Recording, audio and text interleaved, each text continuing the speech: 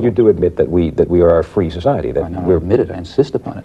I insist that we are a free society and that the Soviet Union is a dungeon, and therefore we have completely different methods of population control. Completely different methods. In fact, I've written a lot about this. There's no moral equivalence here. The totalitarian, I mean, there's no state is truly totalitarian, but as we move toward the totalitarian end of the spectrum, the technique of control is roughly that satirized by Orwell. You have a center of truth. You have a ministry of truth. It announces official truths. People can believe it or not. Nobody cares very much. It's sufficient that they obey. Totalitarian states can be more or less behavioristic. They don't really care what people think because they always have a club at hand to beat them over the head if they do the wrong thing. Force people to do what they want to do. As long as they can think what they like in private, but they better do what we tell them in public. That's the model towards which totalitarian states tend. As a result, the propaganda may very well be not too effective. On the other hand, a democratic state can't use those mechanisms. Can't force anybody to. You can't force people. Therefore, you have to control what they think.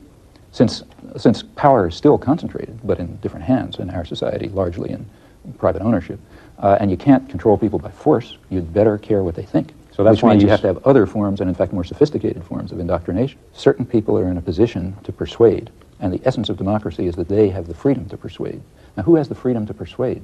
Well, who runs the public relations industry? It's not the special interests. They're the targets of the public relations industry.